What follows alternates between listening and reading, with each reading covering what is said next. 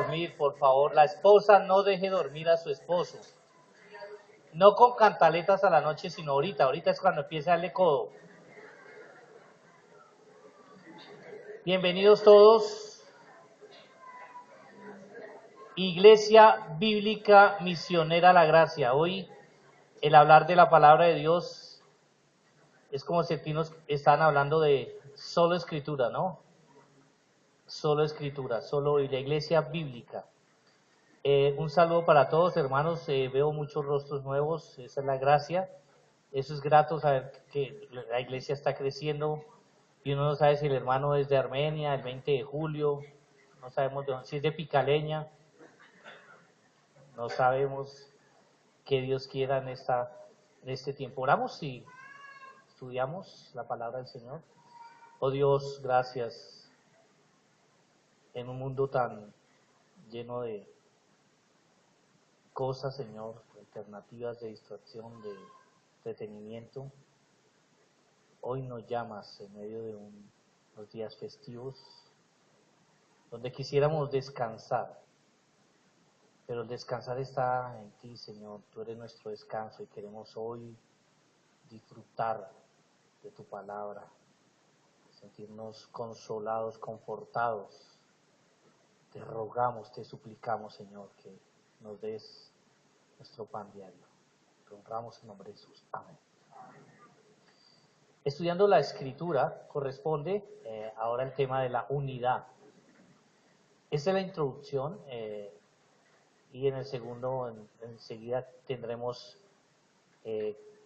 completamos el tema de la unidad. Ese tema de la unidad es vital. Yo le motivo esta tarde que no vea solamente este tema como algo para cumplir, sino que en realidad disfrutemos de lo que Dios habla en su palabra. Quiero invitarles ahí en 1 Corintios capítulo 4.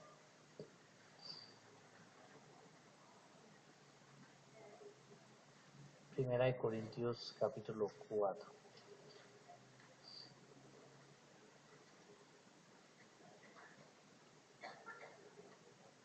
Primera de Corintios capítulo 4.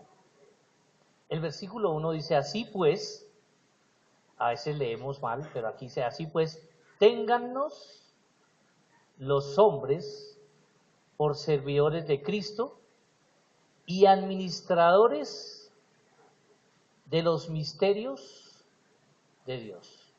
Como ancianos, como pastores, es importante decirle a la iglesia, a la grey, decirle que nosotros estamos como servidores.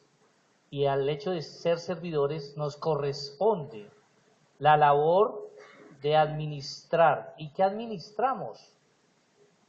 Los misterios de Dios. Y es vital que tome este pasaje para hablar acerca de que confundimos misterios con novedades, con cosas que uno dice, allí hay un misterio. Nos gusta lo novedoso y nos gusta como lo encubierto. A la gente le gusta la magia, le gusta donde está lo oculto. Pero Pablo está dirigiéndose a unos hermanos y les dice que él es un administrador y los hermanos ministran misterios. Hay varias palabras que quiero mencionar que las confundimos. Milagros. Si un hermano me dice, ¿qué milagro verlo hoy? Uno diría, ¿eso es un milagro? Y le otorgamos ciertas cosas, pero ¿qué es un milagro? Pero nos hemos acostumbrado y no sabemos ni siquiera qué es un milagro. Entonces usamos la palabra mal. Milagro, es un milagro. Y decimos que para que algo sea un milagro, ¿qué tenemos que darle? ¿Qué categoría le damos? Que es algo sobrenatural, ¿cierto? Pero también utilizamos otra palabra, por ejemplo, misterio. ¿Qué es un misterio? A veces las personas dicen, ay, qué tanto misterio, dígalo ya. Es como si algo estuviera que encubierto, ¿no? ¿Qué es lo que hace el siervo de Dios, el administrador, el que está aquí según Pablo? Es administrar, es tomar la escritura, la autoridad suprema para nosotros y qué, no darle ese término de revelación, pero es la revelación de Dios, es mostrar, revelar. Y el Señor habló de misterios. Y a veces cuando habla de misterio uno quisiera ponerse a esculcar y tratar de mirar a ver dónde está ahí el secreto. Hay otra palabra que es el misticismo, cuando uno habla de místico, que casi no usamos, pero a veces uno quiere como ser más espiritual que todos y encontrar, el misticismo es tratar de encontrar lo espiritual en lo material. Que una nube de bendiciones granicee tu vida. Queremos darle a lo material que, inclusive, podemos decir, hablar de en la cena del Señor en medio de todo ahí está el cuerpo místico, y uno dice, pero místico ¿qué es? Es una comparación, es darle algo como espiritual, ¿sí? Pero hay que tener cuidado, porque a veces somos místicos, o a veces tenemos todo eso como un milagro, mejor dicho, qué casualidad. Y a los misterios no les damos la importancia que tienen. Y Pablo desarrolla varios misterios y los relata. Y en Efesios encontramos de que la iglesia está llamada a hacer ¿qué al mundo? Sí, pero en Efesios Pablo trata de mostrar que ¿qué? De revelar ¿qué? Los misterios. La encarnación de Cristo es un misterio. ¿Cómo fue? ¿Quién me revela eso? La Trinidad. Que no dice se la explican y se la explican. El Espíritu Santo tiene que revelar. Y la unidad, que es el tema de esta tarde, entra en esa parte no de misticismo, no de un como algo ahí, no, es un misterio. Y vamos a ver eso. Entonces, primero, quiero tomar algún pasaje y quiero hablar acerca de que la unidad es sin misterio. Vamos a definir la unidad y vamos a verla, tomar un ejemplo en la Biblia de algo donde en medio de todo hubo unidad, pero no era un misterio. Y vamos a ver el poder de la unidad en las manos del hombre. Y va a ser especial. ¿Listos? Entonces les invito a que vayamos a Génesis. Génesis.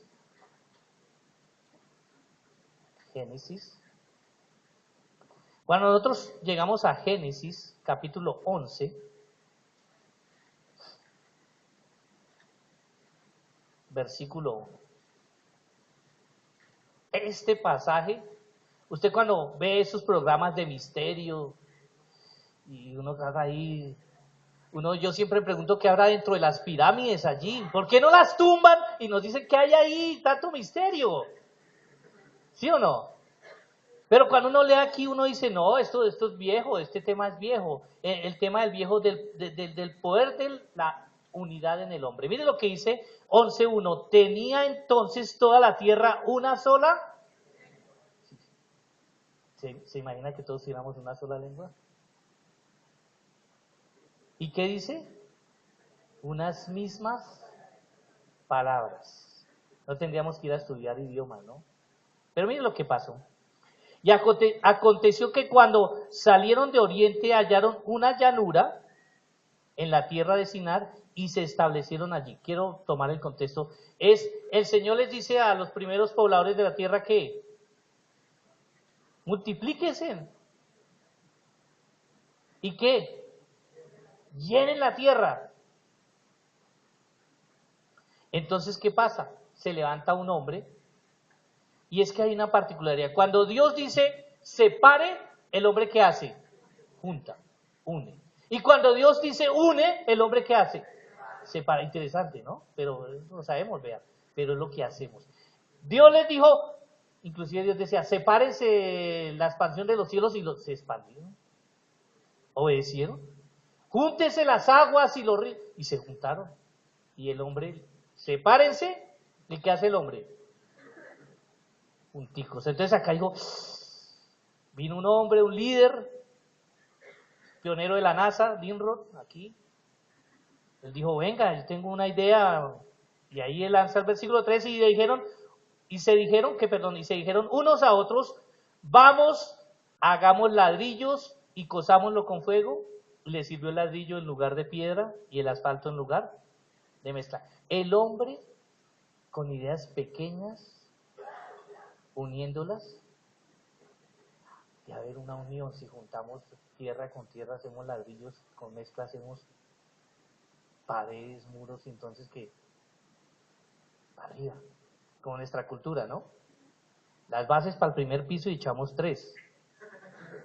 Seguimos. Y dijeron, vamos, ¿qué dice?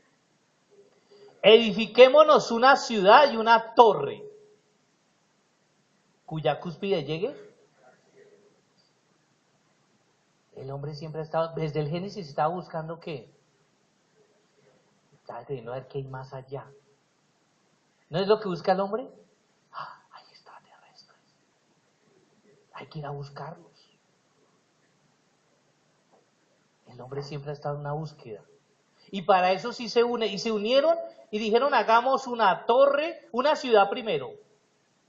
Una torre y que llegue un obelisco, que llegue hasta el cielo. ¿No han notado que las capitales, las ciudades importantes que buscan? ¿Quién tiene el más alto? ¿Ustedes saben cuál es ahorita el edificio más alto? ¿Dónde está? No tienen que ver muchas noticias, pero cada uno dice tener el más alto. Y si le dicen que este tiene 590 altos, póngale un palito para que sea 591. Busca una posición.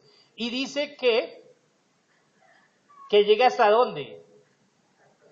Al cielo. Y hagámonos un nombre.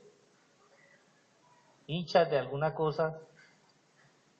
Por si fuéramos esparcidos sobre la faz de la tierra. La capacidad del hombre en la unidad es impresionante. Solo el hombre.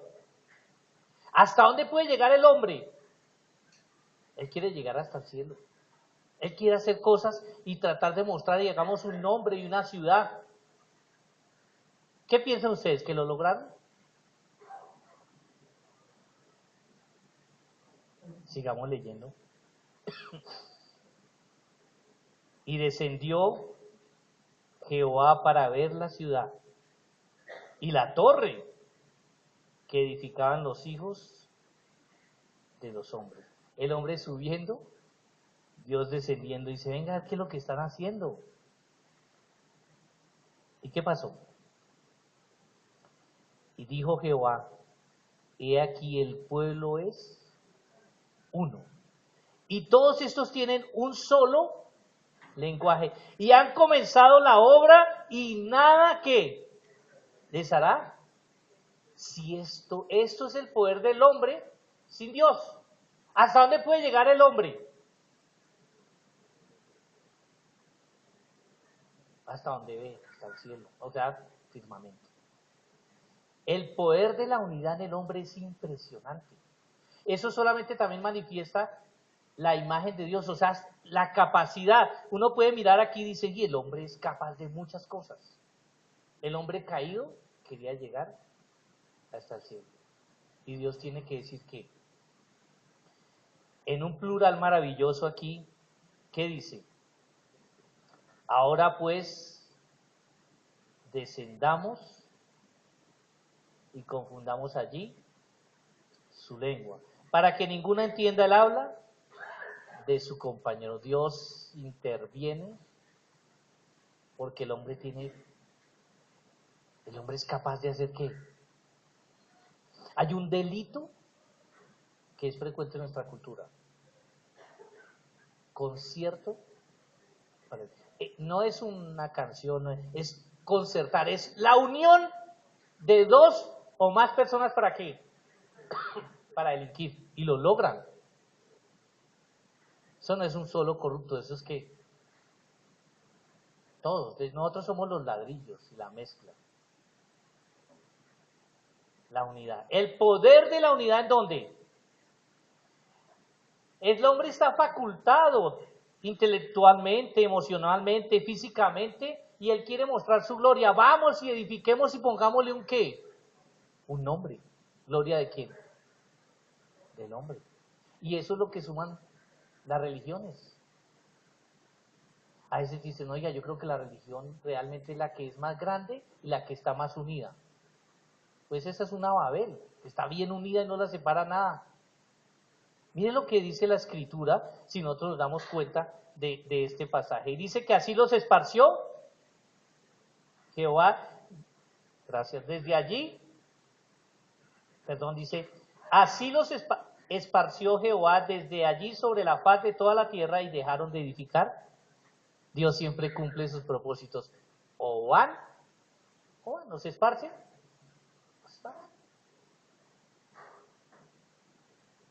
Ahora sí, estamos viendo solamente el poder de la unidad en los hombres. Si usted quiere ser rico, busque otros capitalistas y va a ser rico, a menos que Dios diga, no, hasta ahí. Por eso se habla de hombre de metas. Y hay que alimentar ese entusiasmo. Y diga ya adentro, yo puedo, todos repitan, yo puedo. No sé qué, pero todos podemos. Y estaba en un lugar que le digo que a la iglesia es más fácil decir, el domingo vamos a vender tamales, suena mejor que vamos a recoger la ofrenda. No, en serio. O sea, a nosotros nos gusta que contagiar ese entusiasmo. Y tiene poder, hay personas que llenan lugares y espacios. Este hombre, este líder, hizo la primera Babel. De ahí que viene todo lo de Babilonia, y entonces uno dice, interpreta todas esas cosas. Este es el poder del hombre. ¿Cuáles eran las características de Babel? Una lengua, unas mismas palabras, un lugar, una llanura, donde puedan todos vivir. Y se dijeron unos a otros, venga, de cosas pequeñas. Y se nos nota que fue en todas partes del mundo. Las pirámides en Egipto, los mayas, los aztecas, los incas, ¿qué estaban haciendo? Y uno ve esas cosas y dice, ¿dónde estaban los que hicieron todo esto? No sé, pero los esparcieron. ¿Dónde están? Pero ahora miremos la unidad, el misterio de la unidad, ¿en dónde? En las cosas que Dios quiere para su pueblo, para sus hijos. Debe haber algo especial. Si nosotros comenzamos en la Biblia, lo primero que Dios juntó fue cosas, pero en un momento, si ustedes hacia atrás miran Génesis capítulo 2, Génesis 2,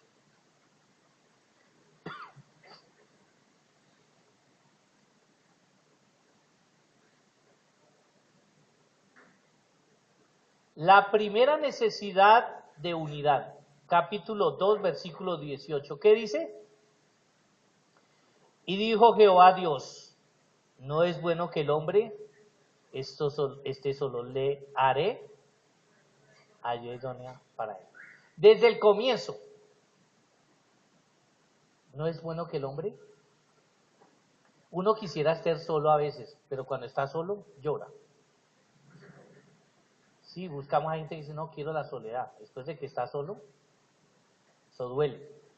El hombre vio que todos los animales, todo está en grupo y el hombre se sintió solo. Y Dios dijo, no es bueno que esté solo, le haré ayuda. Si ustedes notan aquí, el versículo 24 va a dar una razón fundamental. ¿Qué dice? Por tanto dejará el hombre, ¿a quién? A su padre y a su madre, y se unirá a su mujer, y serán ¿qué? Una sola carne. ¿Sabe qué está? El hombre siempre va en contra. ¿Qué es lo que se hace hoy? ¿Por qué te tienes que ir, hijo? Aquí tienes todo. Si Dios dice que debe dejar al papá y la mamá y unirse a una mujer, ¿qué hace el hombre? Yo echo otro piso y se vienen, y echo otro piso y se vienen, y echo otro piso. ¿Sí o no? Si aquí dijera, por tanto el hombre nunca deje a su papá y a su mamá, ¿qué haríamos? Decíamos. El hombre siempre busca hacer lo contrario, ¿no? Pero el primer misterio que se va a presentar aquí es ¿cómo así que dos son uno? Ni las matemáticas logran esto. Y acá dice que dejará a su padre y a su madre y se unirá y serán ¿qué? Una sola carne. Yo pregunto, hermanos, ¿esto es un misterio? Mire, es un misterio entender a la mujer primero que todo. Y es gran misterio entendernos unos a los otros, ¿no? Pero yo al cabo de los años digo, el Señor tiene razón, es algo maravilloso. Hay una mística, si cabe la palabra, ¿en dónde? En el matrimonio. Es la unidad más perfecta que Dios pudo inventar, en el sentido de que los dos pueden llegar a ser uno. Si usted no lo cree, mire lo que dice Pablo en Efesios 5:32. Alguien que lo lea.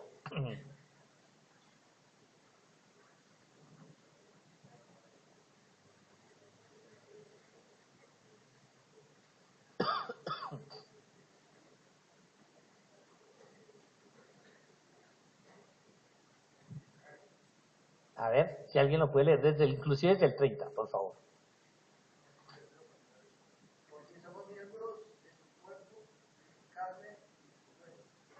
Por eso dejará el hombre de su padre y de su madre, y se unirá a su mujer, y los dos serán una sola carne. Sí. Grande es este misterio, mayor y joven el efecto de Cristo y de la iglesia. Mire, hermanos, no podemos lograr entender los unos de los otros en la iglesia, la unidad de la iglesia, si no vemos la ilustración en el matrimonio. Dice, por tanto, esto digo ¿de quién? De Cristo y la iglesia.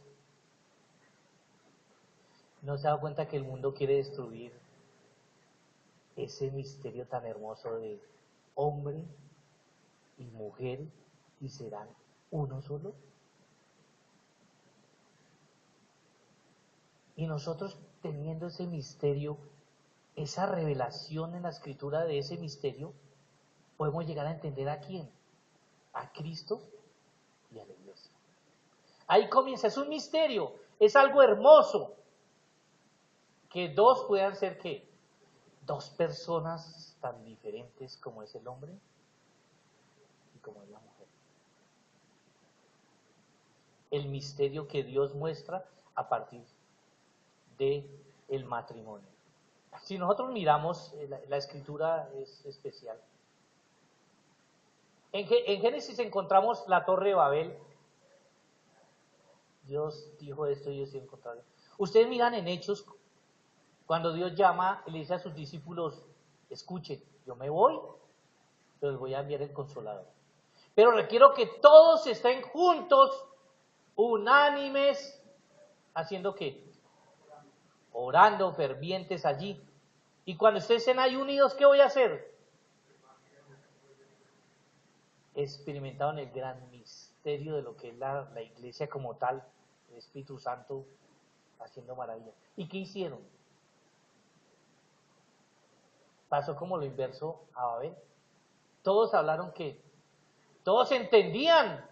Allá en Babel ya tocó desistir, oigan, idiomas y desistieron ahora. ¿Y en Hechos qué pasó? Todos entendían. Le hablaba fenicio, que los de afuera decían, oigan, ¿y estos de dónde? Después de que se entendieron, estaban muy contentos. Predicación de Pedro, 3.000, 5.000. Y todos estaban contentos en Jerusalén. ¿Qué hace Dios? Dios dice, son muy hermosos los hermanos todos junticos, así como hoy, lindo, tomando tinto, hablando de todas estas cosas hermosas, el tiempo no nos alcanza. Pero Dios dice que, acuérdense que yo les dije que ustedes me serán testigos, mártires en dónde. Estas reuniones, si bien es para hablar de la unidad tiene un propósito. O sea, el fin no es ser unidos. Ese es un medio. ¿Es el propósito cuál sería? No se nos olvide que tenemos una gran comisión. ¿Cuál es? Poblemos la tierra del Evangelio, con el Evangelio. Ahora entiendo cuando el hermano Javier hablaba en Armenia, que fue a Armenia, pues uno lo veía que estaba en Pereira, Manizales, dice, hermano, ¿dónde está? Pero cuando uno sale, yo estoy en un lugar entre Paipa y Duitama, y resulté en Sogamoso yendo allá a Tunja, a Paipa, y uno se da cuenta y dice, ya entiende uno que hay mucha necesidad, y uno no sabe a dónde ir, Cómbita, lo que sea, o sea, hay mucha necesidad. ¿Y nosotros cómo estamos aquí? Produciendo. Vindo barato, haciendo uno. ¿Y sabe qué estamos haciendo? A los hijos, no salgan. Quédense aquí, qué inseguridad. León está en las calles, no salgan. Por tanto dejará, y no dice la mujer, las que se quieren ir son las niñas, ¿no? Por tanto dejará, hombres mayorcitos, deben dejar. No esperen que lo saquen, tienen que dejar a su papá y a su mamá. ¿Y qué? Y experimentar el misterio hermoso que es el matrimonio, la unidad, la primera unidad en esencia. Estaba citando Hechos, pero vamos rápido a Juan 17. Vamos a ver el poder divino en la unidad. Es decir, ¿cómo es la unidad? A ver, Señor Dios, explíquenos. Sí, nos manda que seamos uno. Juan capítulo 17.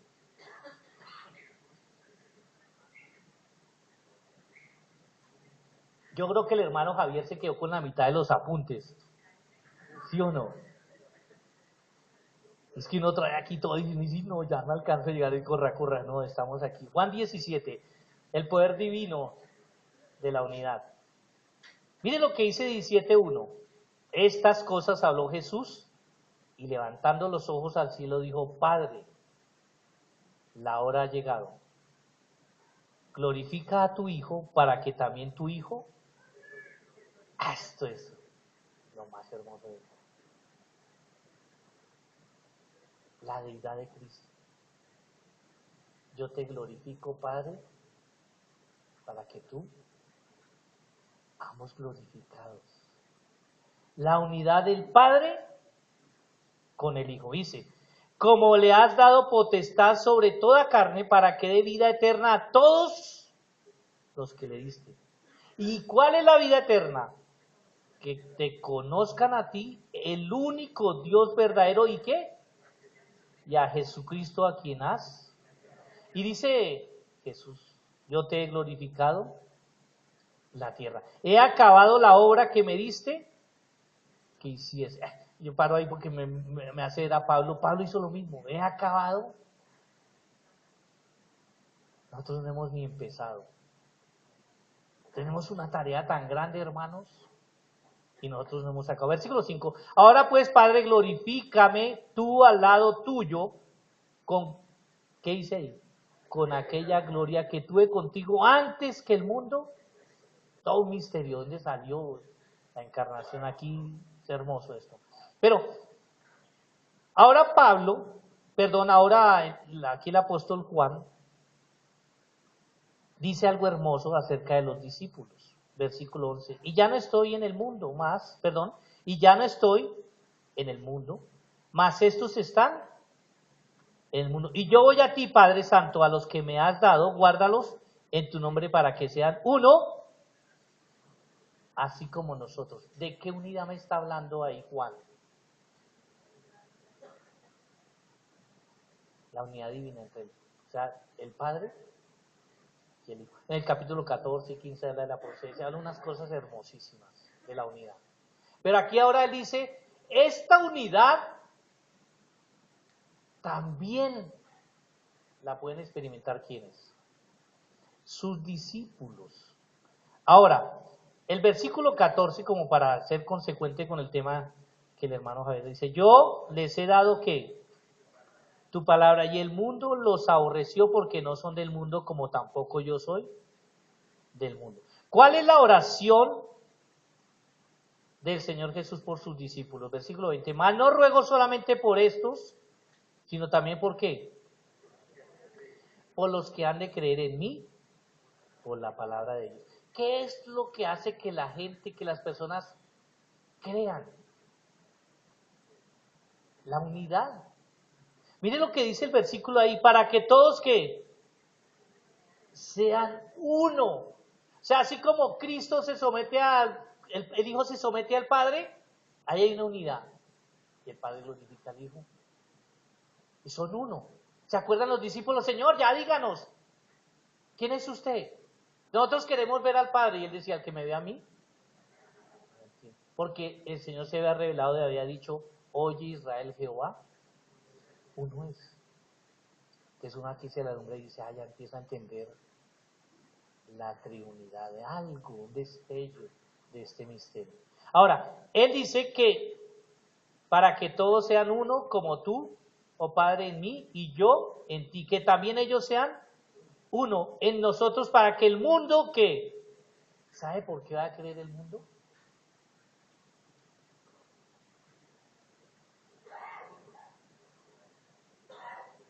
Uno va a un lugar y encuentra rápidamente muchos que se identifican como cristianos. Nosotros compramos, donde compramos el pollo, resultó ser cristianos, los veíamos leyendo la Biblia. Son creyentes, sí, se veían bien, la pareja. Pero ya yendo un poquito más lejos, la esposa asistía a un lado y él asistía a otro lado.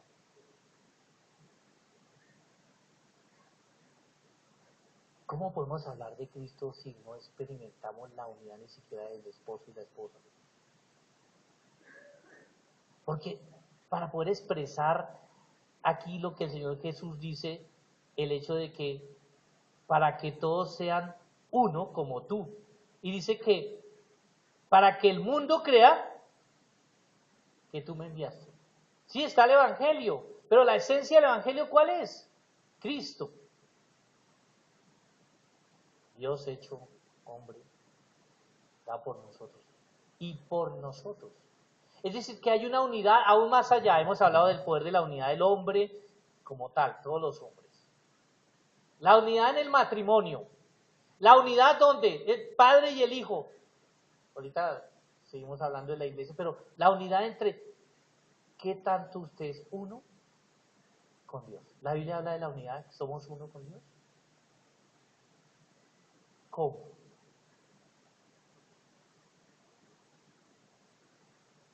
¿Puede haber unidad en una esposa y un esposo que no hay comunión? El Señor Jesús ya había hablado con sus discípulos y les había dicho que les iba a prometer que no los iba a dejar, que iba a estar con ellos. Y aquí encontramos esto maravilloso porque a veces nosotros no nos ponemos a detallar lo que la Escritura dice. Versículo 22, perdón. La gloria que me diste yo, ¿qué dice? Les he dado para que sean uno, así como nosotros somos uno. Yo en ellos y tú en mí. Mire esto tan maravilloso. ¿Qué fue lo que provocó la unidad de una persona, un hombre pecador con Cristo? Ahí dice,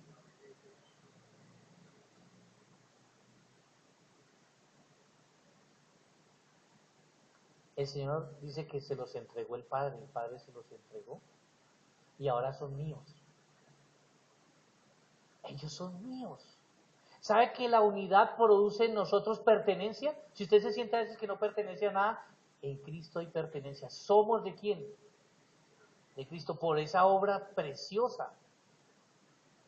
Tal vez usted hoy va a la iglesia, se congrega y se siente solo. Pero el que está en Cristo no puede experimentar soledad. Sí, puede estar casado y sentirse solo.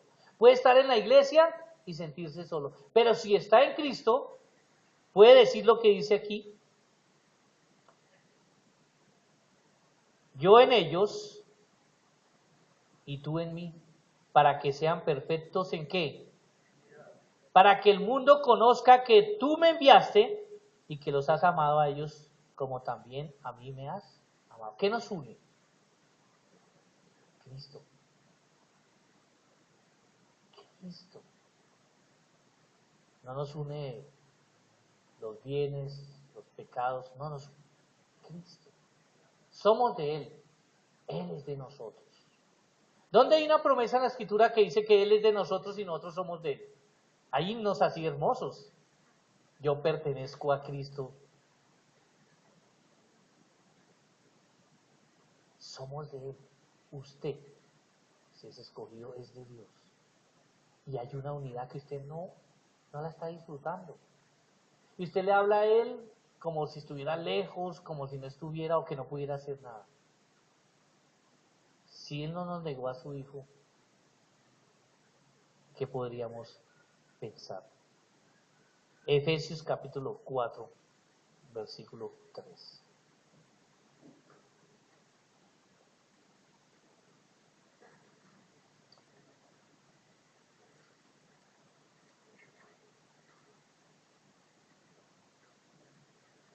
Efesios capítulo 4, versículo 3. Solícitos en guardar la unidad del Espíritu, en el vínculo de la paz. No hay que buscar la unidad la tenemos. ¿Cómo la tenemos? Por la salvación. Somos escogidos, ¿somos de quién? Ahora, ¿qué tenemos? Que cuidarla. Hay enemigos. ¿No nota que cuando uno está queriendo hay unidad, hay que buscar separar? Es así. El hermano que estaba dirigiendo llamó varias veces que empecemos. Hermanos, todos estamos unidos hablando allá el mismo idioma, ¿no? Y pasé, le dije, hermano, diga dónde están los de Suacha. Suacha, y todos, y ya ahí todos vinimos, ¿sí o no? Cuando estamos unidos hay cosas que y a veces nosotros somos los que buscamos separar porque vemos algo unido. Sí, no dudamos que Satanás quiere dividir su pueblo, quiere atacar su pueblo. Ahora, ahí en Efesios leemos la unidad, ese es el tema que sigue, no me voy a meter ahí en Romanos capítulo 8. Romanos capítulo 8.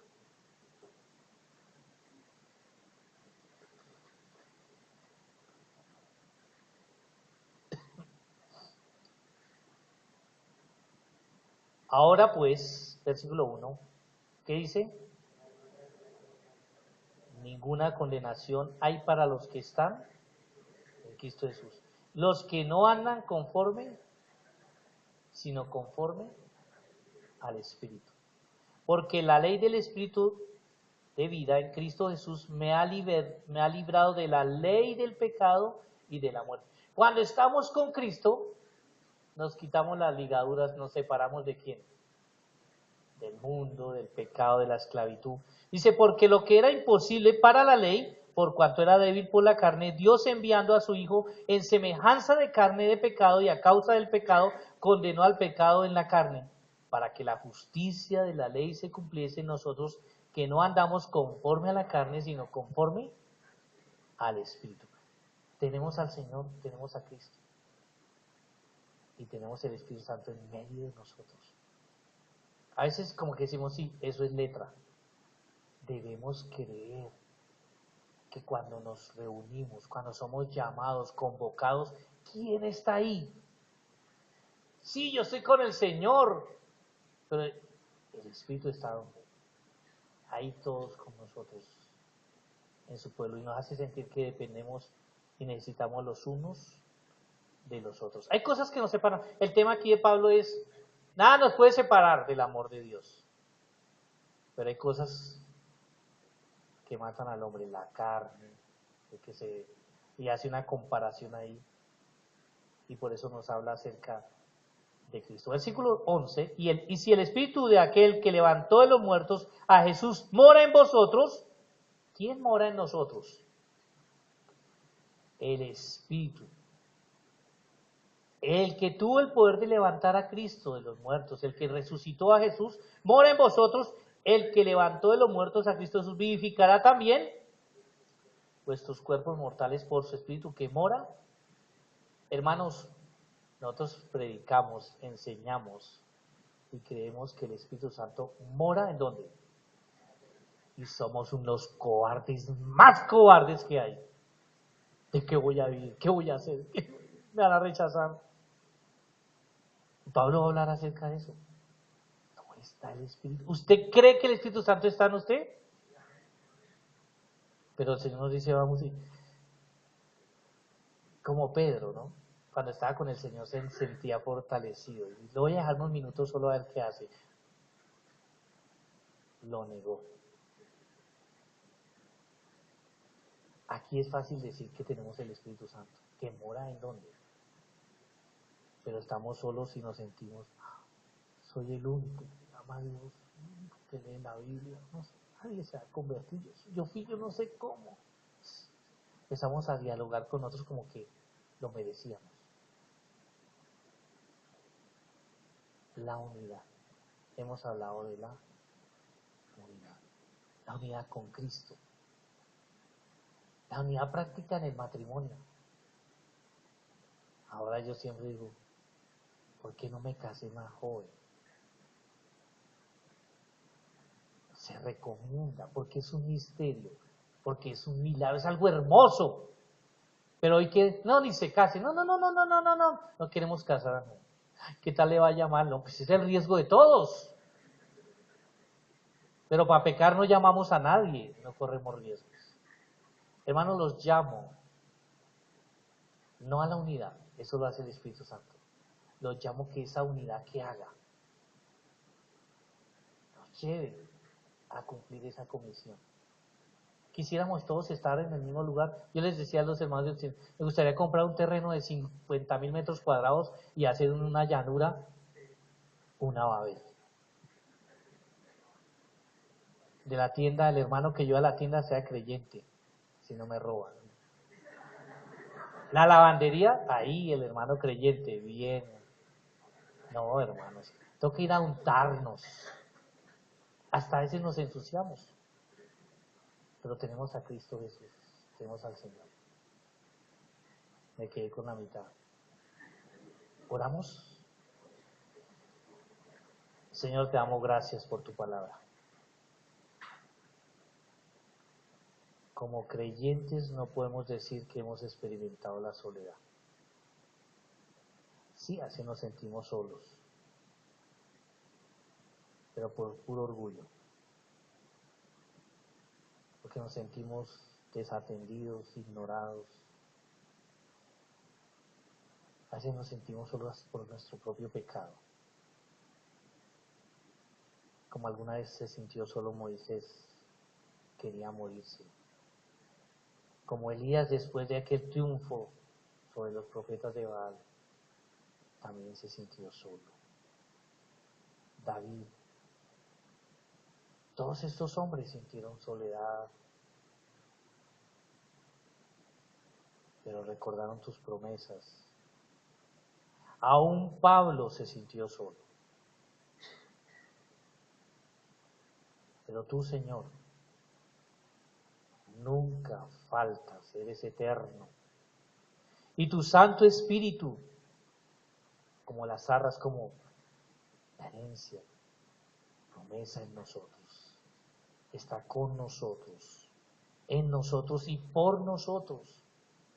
Pero no para que nos sintamos bien, sino para ir a hacer la gran obra que tenemos aquí. Mostrar que somos uno contigo, uno con los hermanos, unos por el Evangelio, combatiendo, unánimes. Oh Dios, que tengamos ojos, pero para vigilar quién nos quiere separar. Oh Dios, gracias por tu palabra y te honramos en nombre de Jesús. Amén. Gracias, Señor.